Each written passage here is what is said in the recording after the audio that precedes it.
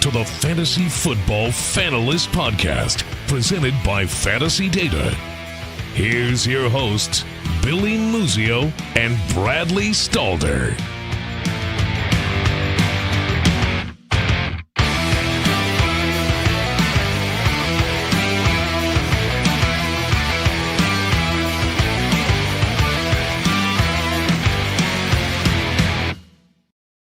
Oh, welcome back, everybody. We have week 2 of football. Week 1's in the books. I'm still pumped up. I'm fired up. FFPC leagues are going well. Dynasty leagues kind of fallen by the wayside. Still did well, though. I think I was like 20-5 in most of my Dynasty leagues last year or week. But I'm going to be honest, Bradley. I've not been paying attention in Dynasty leagues as much as the FFPC leagues and the FFWCs, but I am making a point this week to try to pay a little bit more attention in Dynasty. But I'm pumped up here. We have a bunch of news to cover this week for players that are out, doubtful, questionable, in. We're going to cover our Fantasy Pros rankings by positional players for running back, quarterback, wide receivers, tight ends. And then we're going to jump into our PrizePicks slates that I think we did pretty well on last time. So how you been, buddy? I feel like it's been forever. I mean, I know we recorded Tuesday, but like once a week, not only seeing the Stalder face once a week is not normal for me. It's true. It's true. We had to push back Friday's podcast due to a scheduling conflict. Yes. So it's good to see you, Billy. It's good that you're doing well. I'm also doing well in my Dynasty leagues. There were a couple close calls. I lost by like a couple points in one league, but in another, I won a league won a match because Lamar fumbled at the end of the Monday Night Football game. So I'll take a win anytime I can get it. What's up, Wheeler? Yeah, Wheeler. Thanks for chiming in. We're excited. We've got some clarity. Now that it's Saturday, we've got better injury reports, more finalized. So we'll start with our Hurt and Alert segment. And the first is Odell Beckham is going to be out for the Cleveland Browns wide receiver, still recovering from that ACL injury he suffered last season. And to be honest, I'm surprised that there was even talk that he would make it back week 1, and then he was shut down right before game time. And I think that the Browns were maybe too optimistic in saying that he might be able to make it week 1. And I could just see him taking a couple more weeks as well. This is especially against a Houston team that the Browns are 12.5 point favorites last time I checked in this game. So they probably were like, we're going to be good. Give Odell another week and we'll go and see if week 3 is available. Yeah, it's after week 1, we weren't really expecting him to play this week. It was nice that we got the early rule out this week, not the late rule out again. And I had to scramble. I had him in some lineups last week that I probably shouldn't have had him in, and was able to scramble around, add a few players. Unfortunately, one of those leagues, I only had one player to sub him in by, and I lost by less than a point, which is like the worst. It's like getting kicked in the nuts. Whenever you lose in fantasy by less than 1 point, it's like the worst feeling in the world. It's like, what could I have done? What more could I have done? So, it's nice to see the early rule out, but if you are one of those fantasy managers that has, not a lot of options, because we do have some injuries this week. A name to keep an eye on is Anthony Schwartz, who looked pretty darn good for these Browns last week. His player profiler comp, by the way, Anthony Schwartz's player profiler comp is Randall Cobb. He's got the speed. He's got raw talent. It's about his development as a real NFL receiver. That's the question. He's also been questionable this week, but he's definitely a dart throw worth looking at. We have a question here from Wheeler. Laundry over 6 receptions. I think it's a possibility. I think he had 5 last week. He had 5. He was 5 for 71. Yeah, 5 last week. So I think it's definitely an option. But he also had a rushing touchdown last week as well. So we'll see how involved the tight ends again are again. Wow, I said that backwards. But I think we're going to see a lot of 12 personnel. Njoku looked good. We had Hooper on the field. We even had Brian on the field. So the tight ends are involved. So I would not be surprised if he was under, but would not be surprised if he was over either. I think like 5.5 would be a good line to set. Yeah. 4 of his last 5 games last season were 6 or more receptions. Of course, that was with Odell out. So Odell's out again, but I'd probably lean the over, but maybe just at 6. I wouldn't expect an explosion game, but it is Houston, so that's a pretty good matchup. We should expect some good things from this Browns offense. Also ruled out for this week, Will Fuller, and this was due to a private family matter. It was only a couple days ago that we had heard from Brian Flores that Fuller isn't going to play this week, and intimated that Fuller might, like, he couldn't confirm that Fuller would return this season. So hopes and prayers that everything is all right with Fuller and whatever's going on with him and his personal life. So we will not expect Fuller to be in lineups, and instead we'll shift it back into the Jalen Waddle. I told you, Billy, on Tuesday, I was not as in on Waddle. I think I have to backtrack here given this new news. So, I mean, I'm willing to change my mind based on different circumstances, different contexts. And he looked good. Now that Fuller, yeah, he looked like a capable wide receiver. And they don't have a tight end, apparently. Gesicki. God, Puts the sick in Gesicki. Seriously, non-existent. It's with a Will Fuller thing. I thought that like Flores was being fuller than shit, but a bump. That was bad. Okay. All right. But the, I still think like I thought he was just being, Flores and not commenting, doing the Belichick thing, but it was it appears it might be. They've really got it under clamps. I've been scouring trying to get any gleaning of what might be going on, but they've really kept it under the vest. Fuller has deleted his Instagram, and so whatever you want to intimate from that, I'm not sure, but I want to get out of Will Fuller in redraft. So if you can get anything for him, or if your league allows for outs to be stashed on IR, like that's what you want to do. So yeah. Okay. We'll move next. Josh Jacobs. He is hurt everywhere. His shoulder, his toe, his ankle. He scored 2 touchdowns. They were short gimmies on Monday night.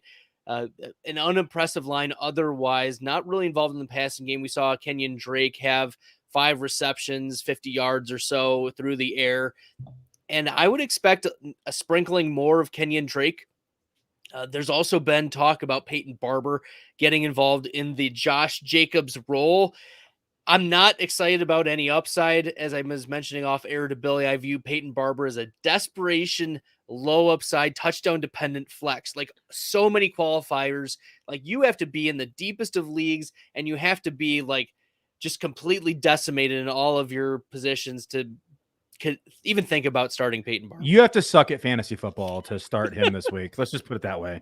Like it's that simple. Like there's no way, shape, or form you should be starting him. And if you are, God help me, you have not been listening. Okay, we'll move on to Jerry Judy. He sprained his ankle in week 1. He's going to be out 4 to 6 weeks. Now, the median time frame for these types of things is about 3 weeks. Maybe Judy will come back before the bye week. That there are some rumblings that Judy would return. KJ Hamler, in the meantime, I think steps into a pretty big slot role. We also think that there's going to be a sprinkling more of Noah Fant, but I'm a big believer in KJ Hamler and his talent and his now this opportunity. So with Judy being out, it's going to be the Cortland Sutton show, the Noah Fant show. We've got, who's that other? Tim Patrick, wide receiver on the outside. It's going to be Hamler in the slot. So that's how it's going to play out for Teddy Bridgewater in the Denver offense. I wouldn't be surprised to see more Patrick, more underneath play. We saw it a little bit last week as well. So when he did go out, we saw Patrick kind of step in as the underneath. And so I think that Hamler's a lot more of that down the field. He doesn't play as much as across the middle as we see with Patrick. So I'd be interested to see how it plays out, but I do expect to have Patrick on the field quite a bit. We have a listener question here. Need help with a flex option. Pick one, full PPR. Damian Harris, Debo, Woods, or Kenyon Drake. For me, I go Woods here. Interesting. I'll lean on Debo. Billy will be very happy with that. But Billy's been mentioning it. I've been talking about it. We need to start trusting that if Debo's healthy and he's in your lineup, he needs to be started. Yeah, yep. So glad we didn't help you there with each of us splitting, but if I had to pick another player, it would be Debo. So if you're leaning Debo, I'm not going to argue. If you're leaning Woods, I'm not going to argue. I think you could go either way in that matchup. I think that it's a tough matchup for either player, but I think both of those have the better option over the other options. Ruled out for Monday night, Tyro Williams. He has sustained a concussion in week 1. This just adds to the depletion that is the Detroit Lions wide receiver core. There's not a lot happening there. So yeah, it's kind of gross in Detroit. I expect them to lean pretty heavily on the 3, TJ Hawkinson, DeAndre Swift, Jamal Williams. Those are going to be the 3 players pretty involved in this offense. It's exactly how we were talking about this offseason. They were going to lean on Hawkinson as the one in this receiving core. That's why we were saying Hawkins season all offseason. And we knew they were going to deploy 2 running backs. We were going to see a lot of checkdowns. So we saw it last week. We're definitely going to see it again this week against Green Bay. It's how they're going to move the ball down the field, and they're going to sprinkle in the other receivers. So I would say fire up your Hawkinsons, fire up your running backs, and that's really all I'm able to trust here on this Lions offense. All right. Ruled out Dwayne D. Eskridge, wide receiver for Seattle. Eskridge, he was playing, he only got a couple catches and was involved in the rushing game very slightly. So I'm not, bumping really anyone else up in the Seattle offense. It was pretty low pass volume. Only 23 attempts for Russell Wilson, but we did see Tyler Lockett and really get going in DK Metcalf as well, have 4 receptions. Yeah, so the absence of Eskridge really doesn't change much. Yeah, nor does the next player, Rashad Penny, who's doubtful. I think that either way, both these players are not making impacts in the immediate future for this offense. Okay, we've got another question here. Pick 2 in PPR, Billy. Corey Davis, your boy Corey Davis, Emmanuel Sanders, or Marquez Valdez-Scantling. I have to pick 2 of those? Yeah, you do. Ooh, Davis is an easy shoe in. Do you have an option D here? Because I think Sanders is questionable. MVS at least gets to play against the Lions. So Sanders is cleared to play. He's cleared to play officially. It's Gabe Davis season, buddy. But Emmanuel Sanders had 8 targets in week 1 against Pittsburgh. So yeah, 8 targets, 4 for 52. If you have an option Sanders. D, I would probably lean option D, unless it's I would take Barber. Sanders. But I'm probably taking Barber. You would not take Peyton Barber over Emmanuel Sanders. Don't even. I'm playing. So I would probably say Corey Davis. I'd slightly lean Sanders, but MVS does get Detroit, which you may have a pretty long touchdown by MVS, but I will probably lean Sanders going with the target share, and definitely Corey Davis in those group. Yeah, I think that's pretty, MVS does have the matchup against Detroit, and MVS commanded, as crazy as it sounds, he commanded a 22% target share, and all of those targets came from Aaron Rodgers in week 1. And while I'm not confident that MVS is going to be like this explosion, like we've waited years for Marquez Valdez-Scantling we've waited years for Marquez Valdez-Scantling. He was 6th last week in air yards, total air yards, 142, only behind Emmanuel Sanders, Stephon Diggs, CeeDee Lamb, DJ Chark, and Tyreek Hill. So, I would go with the targets from a quarterback who's looking his way, a veteran presence. I'd go Emmanuel Sanders over Marquez Valdez-Scantling. All right, questionable. First player we have for the week is Keelan Cole. We'll lump him in with Jamison Crowder too. Both of them on the Jets. Both of them absent week 1. They've been trending toward playing, but I think this helps Zach Wilson if they're there. I don't think that it's going to really impact anyone else. Maybe Corey Davis a little bit from Moore. Like higher tier. Elijah Moore didn't do much with the limited exposure that he had week 1. And he'll do less with Crowder on the field. That's fair. I think if Crowder's there, it'll take away a higher ceiling from Corey Davis, but Davis is still going to be the number one target in this offense. Oh, say that again, please. Corey Davis is the number one target in this offense. It's been years. Okay. 5 years and 10 scores. I've waited for that comment. Yes, Corey Davis. We know you love Corey Davis. It's about time that he's had his. It only took him 5 years, 4 years. Well, he whatever. needed to get out of Tennessee. That's what he needed to do. Okay. We'll talk about two Indianapolis Colts wide receivers, both questionable going into this game. Michael Pittman and Paris Campbell. Campbell has been struggling with injuries over the last couple of years. Unsurprising that he pops up and crops up on the injury report. Both maybe game time decisions. We'll see if there becomes more clarity or if there are some reports that come out. Nevertheless, if either of them are out, I'm going to fire up Michael Straken. My boy, Michael Straken, the alpha of all alphas on this Indianapolis Colts team. And finally, like, he's a 7th round pick, and I've been touting him all off season. Billy's getting almost sick of it, but this may be an opportunity for him to step in if Campbell or Pittman are out. We saw Zach Pascal catch 2 touchdowns. He was a nice little pickup, but Billy, if I can just take a second, in my home league yesterday, Zach Pascal was picked up off of waivers, and it was Chase Claypool who was dropped in his stead. So any comments about Chase Claypool getting dropped in the home league? I sent you my comments off air. I will not repeat them on air, but it was, I stand by that comment. Okay. Preston Williams is questionable for the Miami Dolphins.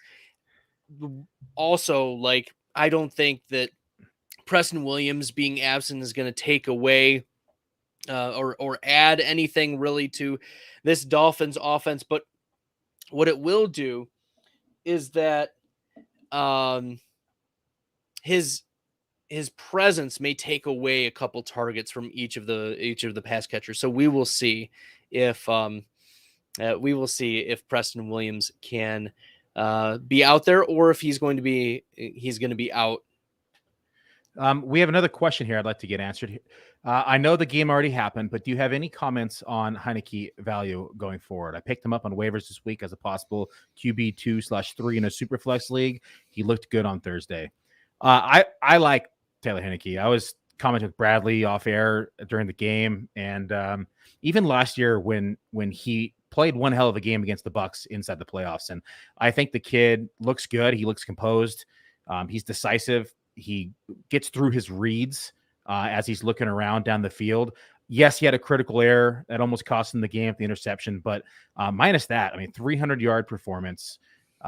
He's looked very accurate. I like the way he spreads the ball around in a 2 QB league or Superflex league. I think there's much worse options out there. I'm actually pretty PO'd. I was moving my rankings around before the game and on Fantasy Pros, and they lock on Thursday if they play on Thursday. And I moved him from 31 to 25, right behind Derek Carr, who I have at 24. And I didn't hit save, Bradley. So it was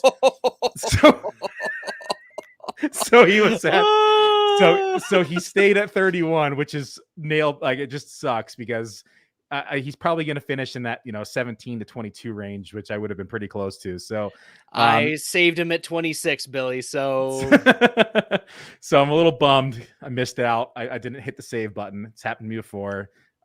So we will. I think moving forward, I think he's a fine third quarterback inside of a Superflex league. I'll add a couple things. One is that we've seen him sustain Terry McLaurin, so we can have confidence that McLaurin will continue that aggressive play. He's looking for him in the end zone. He looks like his number one target. We should not downgrade Terry McLaurin because of Heineke. We've seen his aggressiveness down the field. That's something that I do like. I disagree with you a little on the accuracy, Billy, because it just seems like almost every other throw is up and away, almost sailing a little bit. And that comes with the aggressiveness. If you're throwing downfield, of course, balls may be sailing a little bit. But it looks like he'll get the ball to his guy. That's really important. I'm Not sure how I'm feeling. A little sidestep. I'm not sure how I'm feeling about Antonio Gibson. I really like his efficiency, but if they're going to be, if Heineke is going to be throwing the ball down the field the way he has been, looking for the likes of Adam Humphries instead of Antonio Gibson, that's a little irking for me. I was hoping that Gibson would be a little bit more involved in the passing game. Maybe I'm just tilted from the J.D. McKissic explosion that he showed on Thursday night, but I'm going to put you on the spot here, Bradley. Who is sure. leading the league in accuracy rating right now? Oh no, it better not be Taylor Heineke. It's not. I wanted to throw you off. He's number 2. He's tied. But, okay. So he's tied at 8.83 at number 2 with Zach Wilson. Number 1 is actually Mac Jones. So we have 2 rookies at 1 and 2. I did know Mac Jones was. I did know that actually. The Mac Jones. I was looking up Kyler Murray earlier today, but Heineke there tied with Wilson at number 2. Is that including last week's or Thursday's game as well? You're asking me questions I don't know the answers to. Okay, that's fair enough. Okay, we'll continue on. It's a good little discussion. I think that Heineke has proven that he deserves to continue playing. Well played, Wheeler. Well played. Yeah, there we go. QB 19. Nice. As an aside, I was able to get Daniel Jones up to QB 18 on the week, and it looks like he's going to finish like top 10, top 12, which is even so gross. He should like, not deserve he that. ran 9 for 90 and had a rushing touchdown. That's going to give you a really high floor. And it was like 3/4 of the game he had more rushing yards than passing yards. The expert consensus rankings on Fantasy Pros was like 30 or 31 or 29 or something ridiculous like that. So I'll take the W on Daniel Jones too. We have PrizePicks coming up here. We do pretty shortly. So if you want to hang around, PrizePicks is up pretty soon. Okay, we'll finish up our Hurt and Alert segment with Gabe Davis. Your boy Gabe Davis, also questionable, but he had a big game week 1. We'll look for him to continue that if he's active. I'm not too worried right now about Gabe Davis. Not worried. Anthony Ferkser, questionable as well, and Anthony Schwartz. So both Anthonys are questionable. We would expect them to play as of right now. Same with Darnell Mooney, wide receiver for Chicago. He played 100% of snaps for Chicago, which is a stark difference from last year. Mooney was being pulled off the field here and there and was used as a deep threat primarily. Now with him playing 100% of snaps, that shows the confidence not only of him catching passes, but also blocking.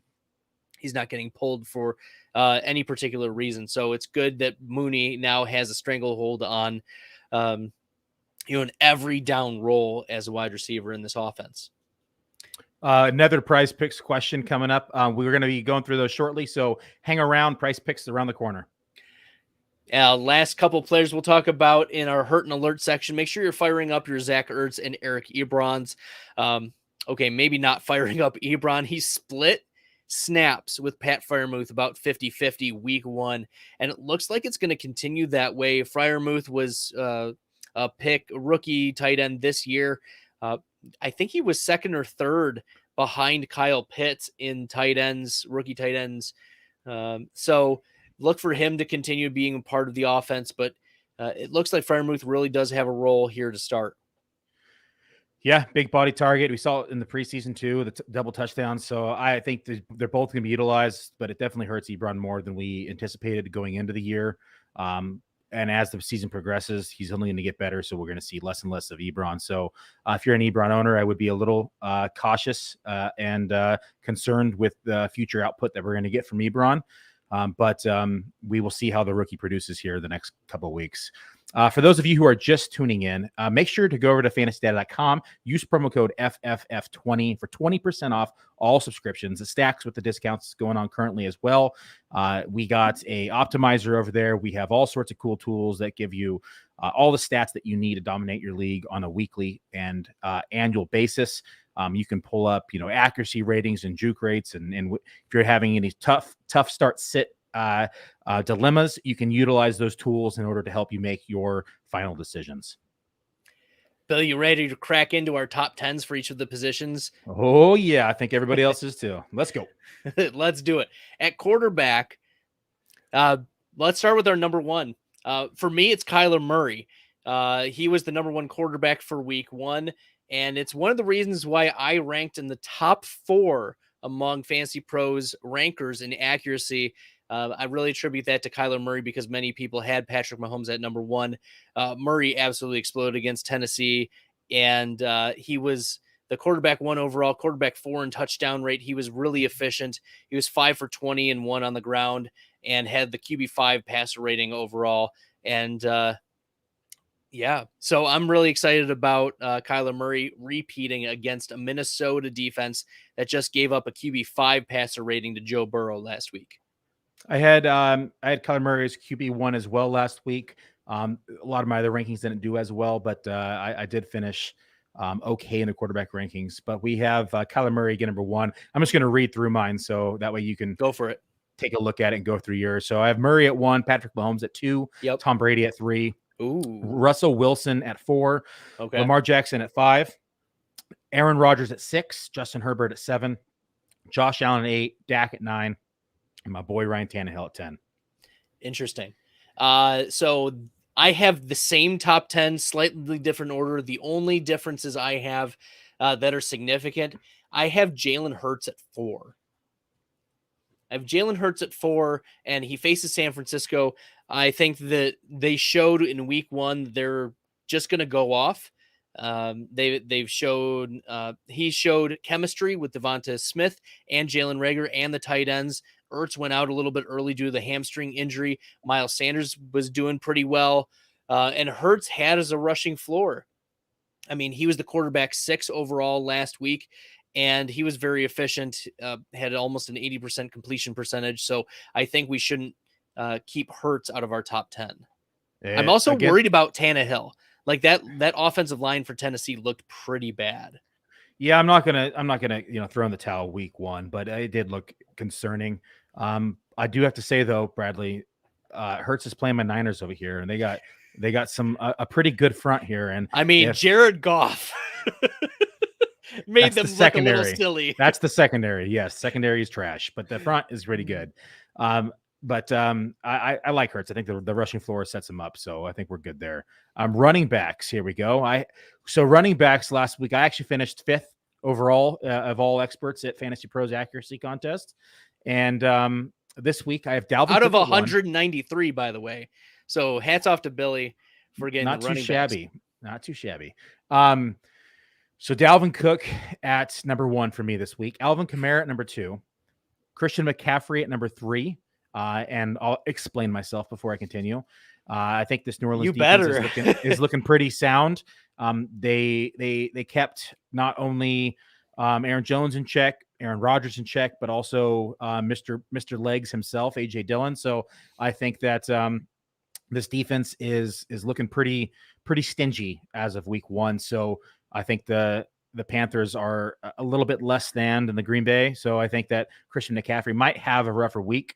But who knows? He'll probably score a touchdown and it'll save his line. But number 4 I have is Nick Chubb, 5 Aaron Jones, 6 Derrick Henry, 7 Austin Eckler, 8 Zeke, 9 Joe Mixon, 10 Najee Harris.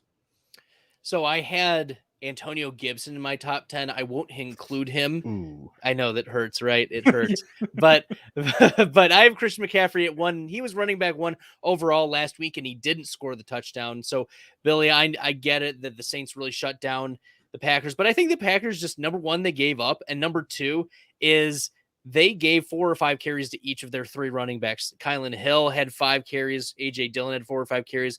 Aaron Jones only had 5 carries. So they were just giving up in the run game. I don't even know what their game plan was. It was disgusting. For me, Dalvin Cook, though, at 2, Alvin Kamara at 3, Nick Chubb at 4. This is going to be versus a Houston team that I think they'll just run it down their throat. And that's why, I'm not as, I don't think Jarvis Landry would crack the top 15 for me. Even with him being the sole leading receiver there. So I think that's going to be a pretty heavy Nick Chubb, maybe Kareem Hunt as well. I'd agree. DeAndre Swift Swift was the leading target getter among running backs last week with 11. He's going to be involved in the pass game. The only question is, of course, So you have Swift rated where? I'm curious. I have him at 5th for the Sunday games. Ooh, I mean, your Green Bay Packer defense is Swiss cheese, so they do get ran on quite a bit. But that's the thing is that all he needs to do is go 8 for 50 and 6 for 50 and a touchdown sprinkled in, and we're talking about he'll be there. So I'm not too worried about Swift. He's gonna eat, especially given that Jared Goff and the Lions are going to be playing catch up against the Packers. Okay. Mixon at 6, Aaron Jones at 7, Najee Harris at 8, Austin Eckler at 9, and Zeke at 10. Pretty similar. I think the only difference is you had a Gibson just inside the top 10. I had him just outside the top 10. Either way, it hurts. Yeah. And then you have Henry a little bit lower than I do too. Where do you have Henry? I have Henry outside of my top 10. I have him at, let me pull it up, because we only put in the show sheet the top 10. So yeah, Henry I put at 14. Interesting. Okay. Against Seattle. Okay. All right. Well, wide receivers here. I have Tyreek at 1, but I've been contemplating throwing Devontae there at 1. I'm kind of going back and forth in my head. But Tyreek is still at 1 for me. Devontae Adams is at 2. DeAndre Hopkins is at 3. DK Metcalf at 4 for me. Nice. Stephon Diggs at 5. Calvin Ridley at 6. Keenan Allen at 7. Justin Jefferson at 8. AJ Brown at 9. And Tyler Lockett at 10. I have Devontae Adams at 1. Tyreek Hill at 2. DeAndre Hopkins at 3. Stephon Diggs at 4. For me, it's Tyler Lockett at 5. Calvin Ridley at 6. Keenan Allen at 7.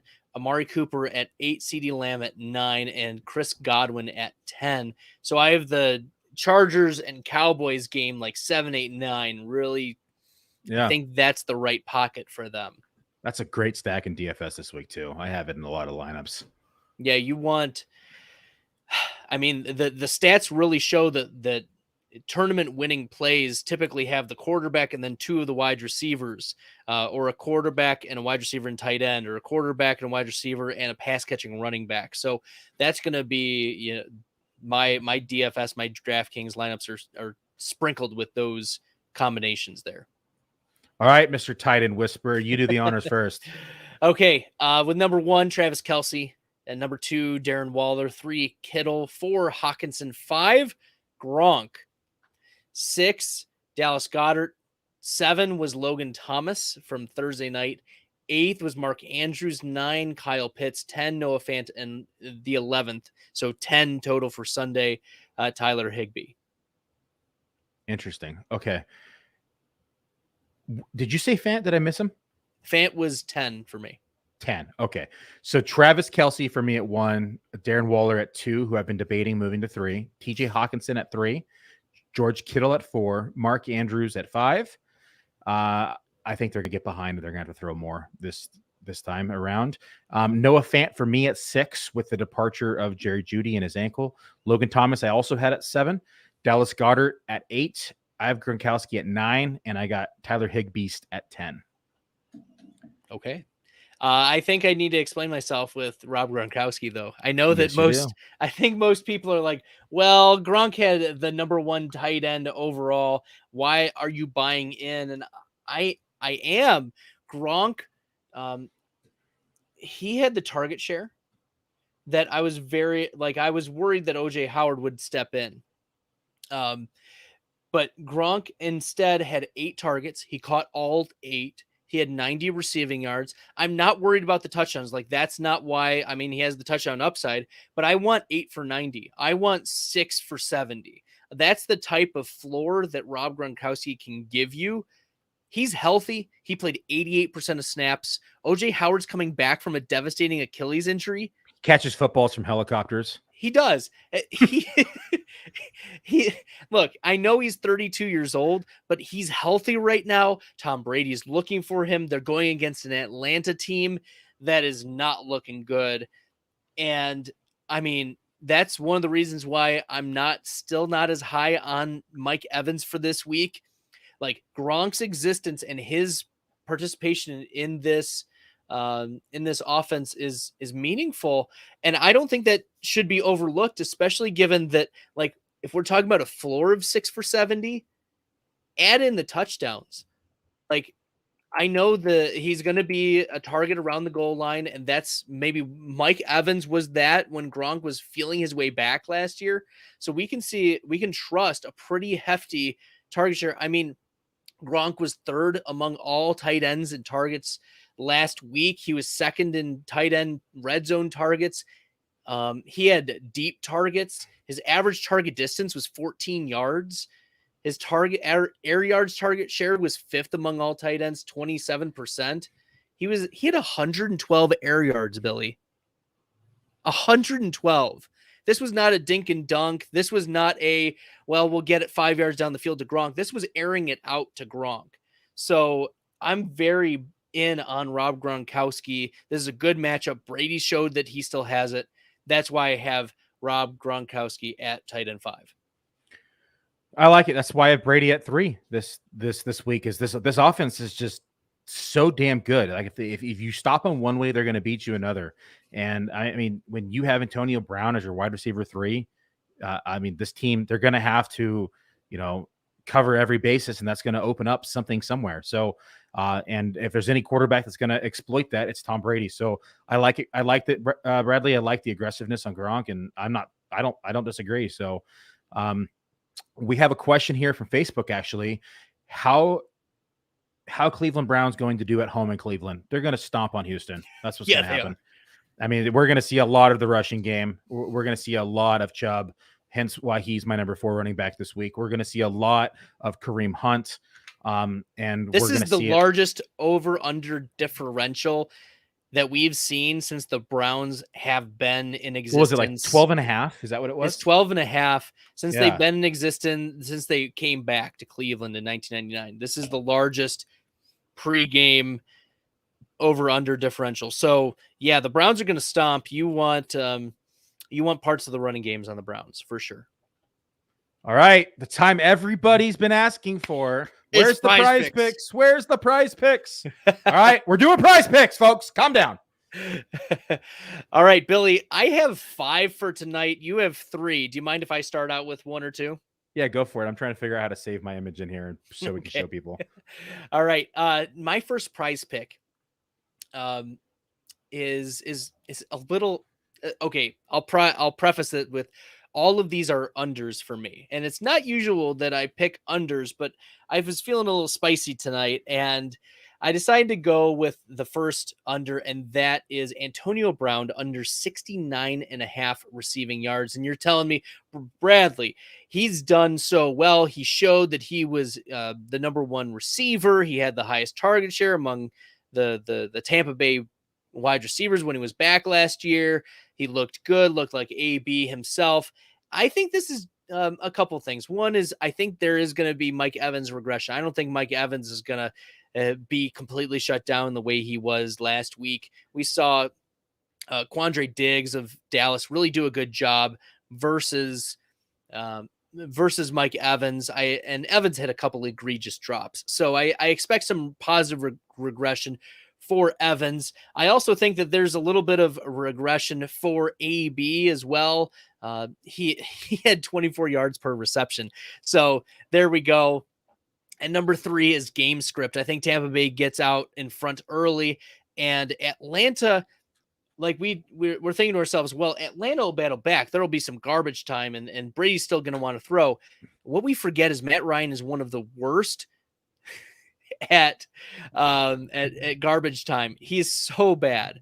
So, like, I expect that the Tampa Bay Buccaneers are going to get out in front early, lean on the likes of Ronald Jones and Leonard Fournette, and I don't think Antonio Brown's going to get 70 yards receiving in this game. Okay, I like it. I don't really have much to say. I think they're all good lines.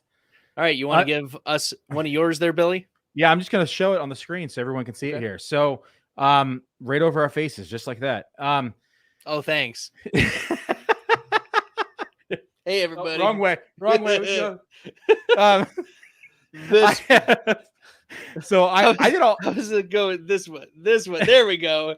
We're talking about Dalvin Cook. Tell me about your over for Dalvin Cook. Mike is going to be so upset. Let's see. Yeah. I have Dalvin Cook over at 22.5 receiving yards. I have Kenyon Drake over 19.5 receiving yards and Noah Fant over 46.5 receiving yards. All right, get that off of there. I am. I'm clicking it right now. That's hilarious. I mean, those lines, like for me, Dalvin Cook in this, I just think to me that's an easy line. I feel like that Drake had like 55 receiving yards last week. So like 19.5 on a week that we have no Josh Jacobs, to me is a smash, easy play. Like that's pretty much a free square in my opinion. If I lose it, I swear I'm going to be pissed. But and then Noah Fant at 46.5 with the loss of Jerry Judy. I mean, most of that work in the short to intermediate midfield is all going to be Noah Fant's work. So I think all three of these are pretty easy picks for me. The only one that I have any concern about would be the Noah Fant, just in case they get shut out or whatever it may be. But I do think that most of these are pretty much locks to score. So those are my three favorite. And it's not often Bradley goes all under and not often that I go all over either. So very rare occasion here. Okay. Well, you'll set me up you won't like me for this next one, Billy, but it's under on 5.5 receptions for George Kittle. I had him below in my rankings too. I think that who knows, Kyle Shenanigans is going to pull out his hat and maybe Ayuk plays this week and that's going to eat into some of his target share. So Kittle's been under 5.5 receptions, 6 of his last 9 games. I think Brandon Ayuk's going to be more involved than he was last week. Debo still established himself as the number 1 target getter. And Lord knows what kind of involvement Elijah Mitchell is going to be in the passing game. So I think that this is going to be a competitive game, and the 49ers are going to look to spread the ball around. It seems like Jimmy Garoppolo is playing for his job, and so he's going to continue to spread the ball around to the best players on his team. And George Kittle will be involved, but 6 catches or more, maybe if he was the only receiving option on the team. Like I said, I like it. I think that with everybody back, it opens up a lot of questions for this offense. Who's going to lead this target this week? And we never know what Kyle Shanahan's going to do. So I think that I think 5.5 is a good line. Quite frankly, I would probably be hesitant to bet either way on it. I just think that, he could be targeted 3 times in one drive. Like that's just the kind of things that they do in the Niners offense. So I have concerns betting on that line. I just don't think I'm not comfortable going either way because I think it could go each way. But if you like any of these overs or unders over at PrizePicks, folks, make sure to use our code FFF for a 100% deposit match up to $100. So that's right. You deposit $100, they'll give you $100. And you can utilize those promo funds before you utilize your cash funds, which is nice. It lets you get your toes wet, jump in the waters and in the kiddie pool before you start diving in. There's no sharks, there's no optimizers. It's just you versus the numbers. So head on over to PrizePicks, use code FFF for 100% deposit match up to $100. I'll give you another one here, Billy, and it's another under 6 receptions for DK Metcalf. How can he do that when he's my wide receiver 5 for the week, Bradley? Well, he probably goes 5 for like 150. But okay, fair enough. Metcalf under 6 receptions. He's done under 6 receptions in 22 of his 33 career games. The reason why I'm also taking the under is the pass volume for Russell Wilson. Like the Seattle Seahawks only had 23 pass attempts. 16 carries for Carson, 1 carry for DJ Dallas, 2 for Rashad Penny. We're talking 41 total plays. And you want over 6 receptions for DK Metcalf in 41 plays? They're playing, Tennessee Titans this week, who don't even have a secondary. That's my point. He's going to go 5 for 150. Russell Wilson has always been ultra efficient. They played the Colts, and the Colts had 38 completions, and also 17 carries to Jonathan Taylor, 9 carries to Nyheim Hines. This was an inefficient team. And I think Tennessee, as much as we saw, they struggled in offensive line. I think that this is going to be a very slow pace game. I'm not optimistic about DK Metcalf being a PPR play. So in a half point, yeah, I could see DK Metcalf cracking that top 5, but I would not say it in full PPR. Oh man, I don't like that line either. I feel like that he could go either way, but I would not be disappointed if he had 5 receptions to 140-yard touchdown, because then he would hit my top quarterback ranking for Fantasy Pros accuracy contest. But I could just see them, like, he could just be dominating a quarterback, and they're just gonna. If anything, Tyler Lockett would be more of the PPR guy.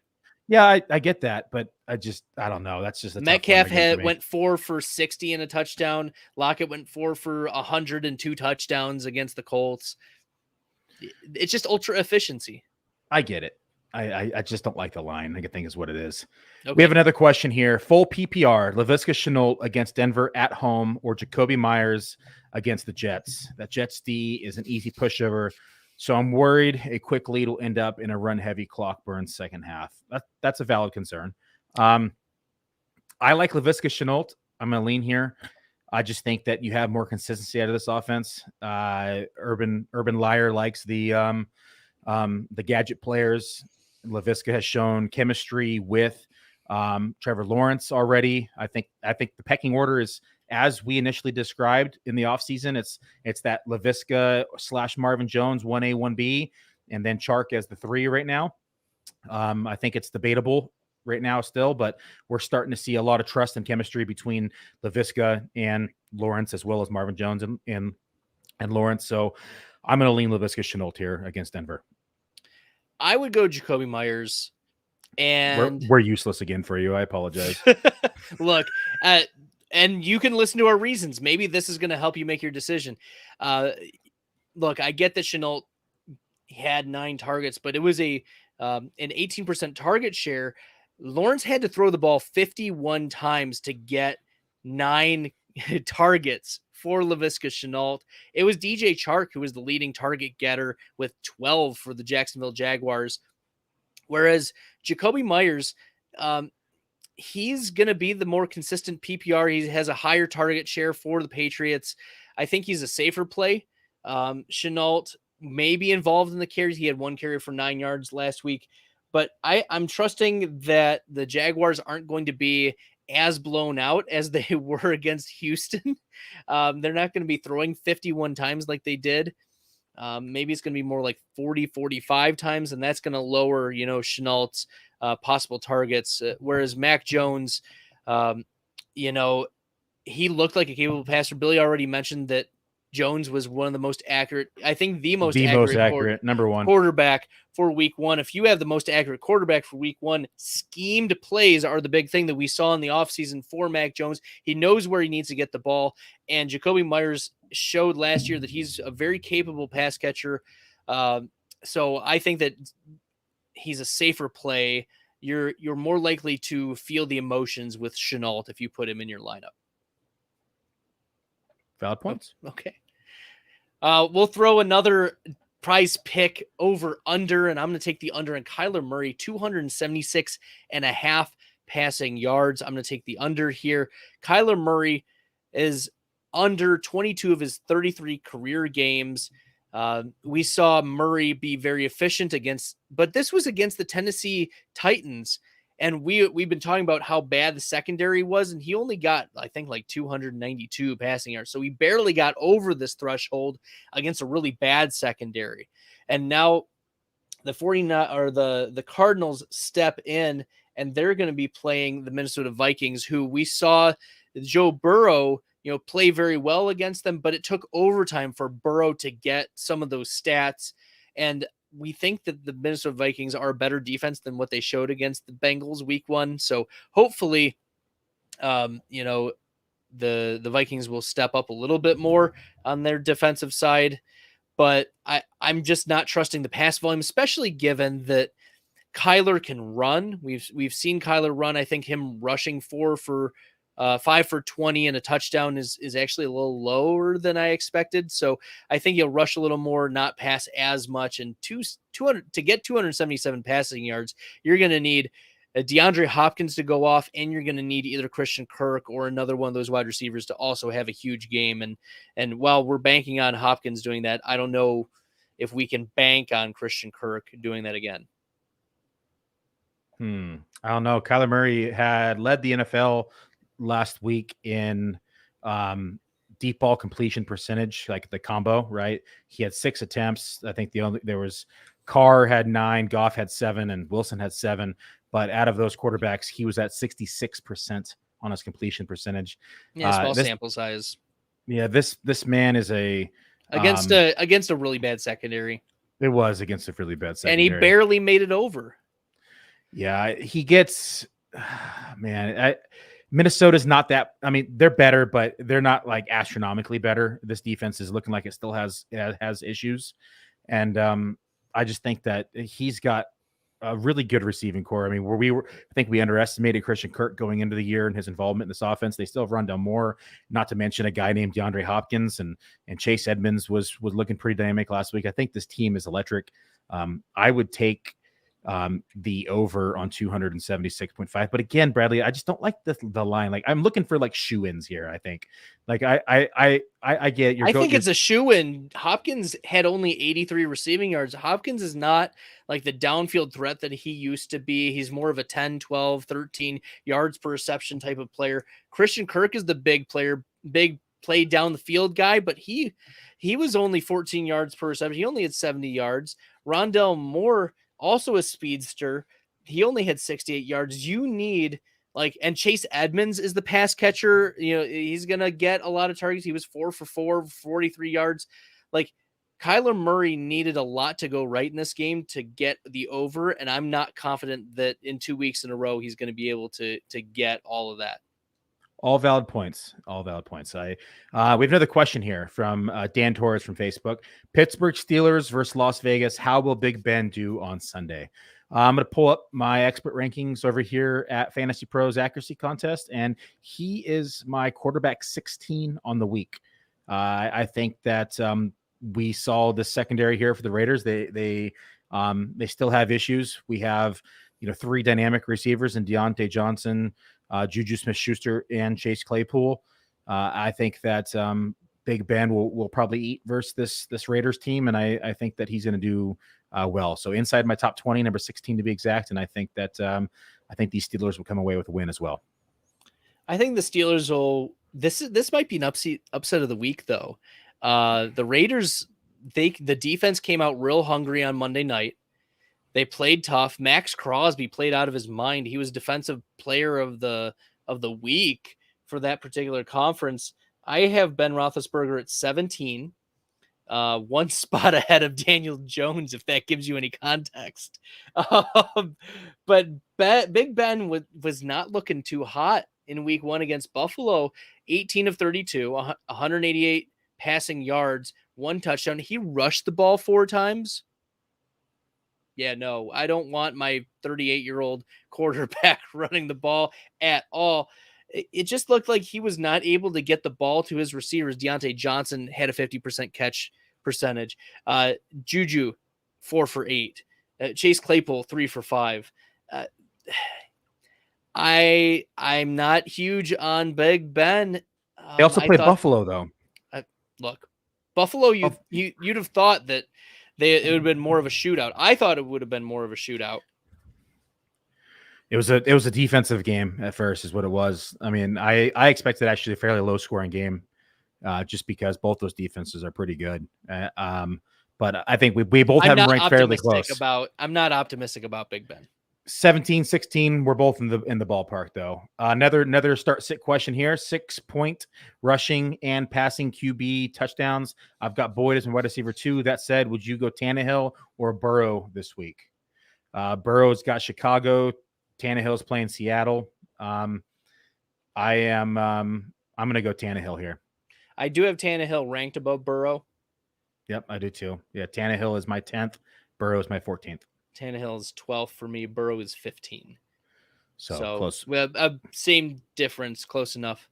But it's pretty clear we have Ryan Tannehill. We think it's going to be a bounce back game, hopefully. But this game could turn into a shootout too. Yeah, both efficient teams just shooting it out. Yeah, and both have pretty poor secondaries, so I could see this becoming a pretty high scoring game. So I'm going to definitely lean on the Tannehill side. We have another start sit question: Diggs or Debo this week? Oh man, as much as I love Debo, you have to start Diggs. That's a little rich for my blood. Debo, where did I put him? So in context, Diggs is my wide receiver number 5, and Debo is my wide receiver 20 this week. Where did I end up putting Debo? Debo, I have at 19. Diggs, I have at 4. I think it's pretty clear. Yeah, as much as we love him, it's hard to start him over Diggs. I have Debo ahead of Antonio Brown, Debo ahead of Jamar Chase, ahead of Chase Claypool, behind DJ Moore, behind Cooper Kupp. And just to put it into context, like the reasoning why too, right? It's not just a start your studs kind of comment. We have Gabe Davis, who is questionable. We have Emmanuel Sanders, who's going to play that's questionable. We have just a lot of weapons on this offense that are questionable. I think they lean a little bit more on Diggs. They still really don't have a tight end that's even worth anybody's while. Their running game is still trash, to put it lightly. And I think that we see, a lot more Diggs this game. They didn't get as involved as they wanted to last game. I think they make it a point to pass a little bit more and to lean early and often on their dynamic duo. And the cornerback matchup is not too good for Deebo Samuel as well. He's probably going to get Darius Slay on the Philadelphia Eagles. And Slay. Thanks for tuning in, Tyler. Sorry, Bradley. Yeah, no, thanks, Tyler. Appreciate it. Yeah, true colors, Green Bay, as you can tell. But, maybe my bias is sometimes getting in the way. Nevertheless, Deebo Samuel, the cornerback matchup, he'll probably get Darius Slay, and Slay tends to shadow. So, we'll see Deebo Samuel.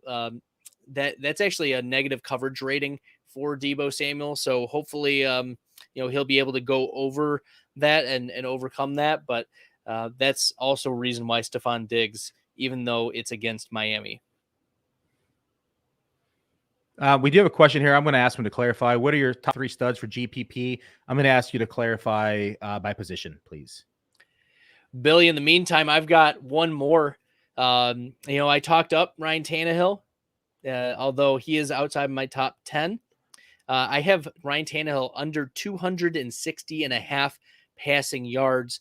In 18 of his 27 games as the full-time starter for Tennessee during the regular season, Tannehill is under this amount 18 of his 27 starting games. We saw Julio Jones not do what he needed to do in this offense. A.J. Brown underperformed, to put it lightly.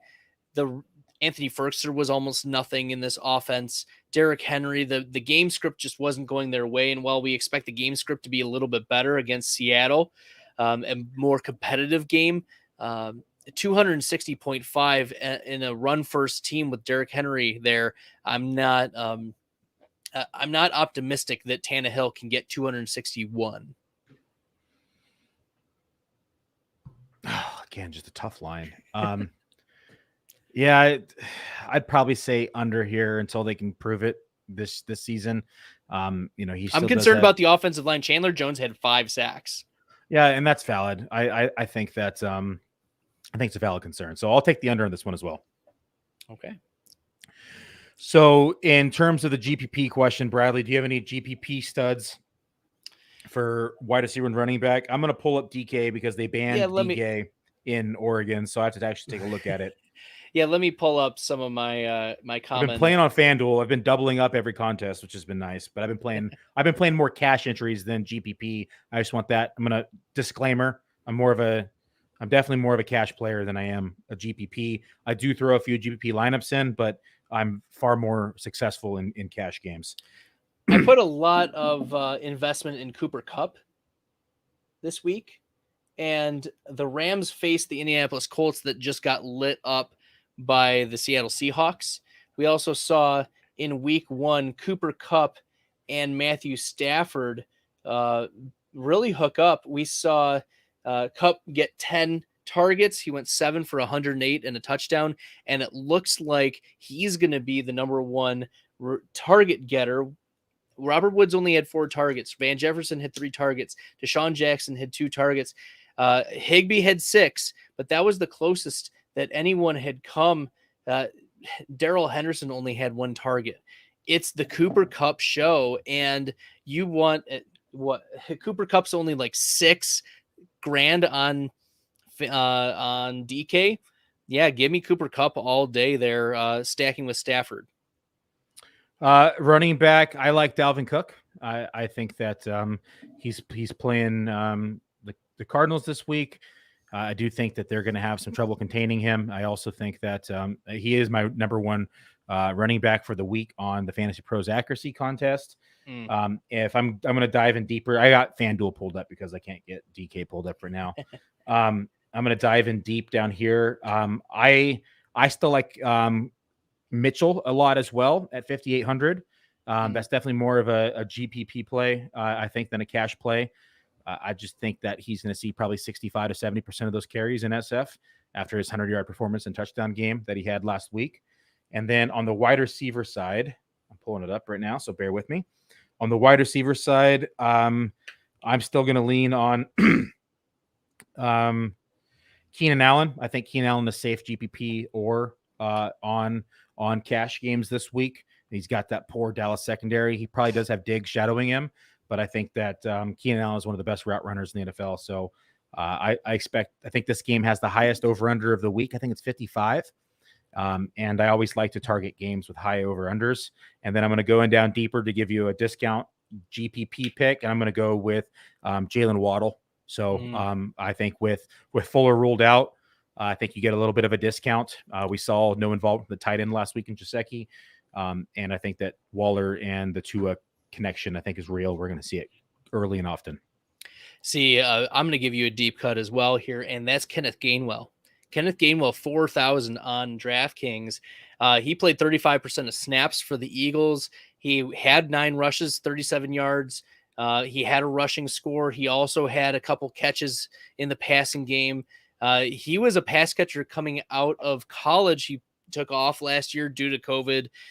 But that was his profile, and he may be taking a lot out of the Miles Sanders role, pass catching role here in. He looked really good in Philadelphia. So especially given his price and his involvement, and playing your San Francisco 49ers, who gave up a lot of running back receptions in week 1 against the Detroit Lions, I could see that being a way in which the Philadelphia Eagles may want to try to squeak out a win against the 49ers. Okay, so we have a question here. Have y'all hit on PrizePicks? Yes, we did. You have to go back probably about 15, 20 minutes. We started about 20 minutes ago, so make sure to watch it on YouTube. Go ahead and rewind, go back to it, take all of our picks there. We're going to go through the last couple questions here, then we're going to wrap it up for the evening. Who do you like to go to the Super Bowl this year? So I have a 2-part answer. One is chalk. One is kind of my bets that I play because they're like, plus 1,600, plus 2,000. But the chalk answer is going to be Kansas City versus Tampa Bay repeat. And then I think as 2 dark horses I'm going to throw out there are the Rams as well as the Browns. So I think those are my dark horses to go to the Super Bowl. Of course, I'm going to say Niners as well, but that's my biases. And after they just almost lost to Detroit, I'm questioning my bet now. But I think the Browns going to the Super Bowl is very much on my mind. If only the Packers could put it all together. They've been 1 game away the last couple of years, and that would be so nice if it was a Browns versus Packers Super Bowl. But only one can hope. We have one last question here. Would you guys rather have Latavis Murray or Tyson Williams long-term? Tyson Williams, because long-term is nowhere in the cards for Latavis Murray. He's like, what is he, 30? Was he 32, 33? 31. Yeah, he's old. Let's just put it that way. So long-term, I'm going Tyson Williams here. And even for the 2021 season, watching that game, Tyson was explosive. he had some Latavius great Murray cuts. was running backwards. He was running through. like literally not like run like negative yards, but turning his back and just like falling. That was his running style. I would not be surprised if Latavius Murray is cut once Bell is in football shape and they roll out a tandem of either Freeman or Bell with Tyson Williams. Do you think Le'Veon Bell is going to ever get back into football shape? I don't know. He's probably on a jet ski still in Miami, but you can't look much worse than Latavius Murray did. The only thing that Latavius Murray did is pass pro, and that's why we're not going to see Tyson Williams in those situations again. Yeah, he missed a big one. He missed the big one. He missed several others. I mean, he's definitely not a pass pro yet. I think he's the most dynamic back on this offense by far, but when it counts and they're in third downs, he's not going to be in the field. And Wheeler says, I take the Browns to Super Bowl every day. Well, folks, if you missed any part of the show, make sure to go back. We first covered our hurt and alert. So covered all of our injury analysis for those out, questionable, or in for the week. We covered our top 10 fantasy pros injuries on the expert rankings contest between Bradley and I for our quarterbacks, our running backs, our tight ends, and wide receivers. So if you have any start sit dilemmas, you can always take a look at that part of the segment as well if you need any help on those. And then we covered PrizePicks after that.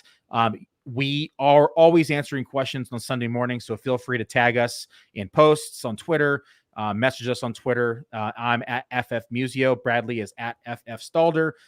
Make sure to follow Fantasy Data, which is at Fantasy Data NFL. And then I almost butchered that one. And then at FF Fanalist, which is the podcast. Tag us. We will gladly respond to any start sit questions before your games, given we have time. I'm setting like 100 lineups tomorrow morning. So, but we will gladly answer as many as we can. So we thank you for tuning in. We will see you all back here Tuesday night, 6 p.m. Pacific Standard Time, 9 Eastern, for our recap for week 2, and then dive into our preview for Thursday Night Football and tackle some few other exciting things. So thanks. Without further ado, good luck inside your matchups, and we will see you all back here Tuesday. Have a good night.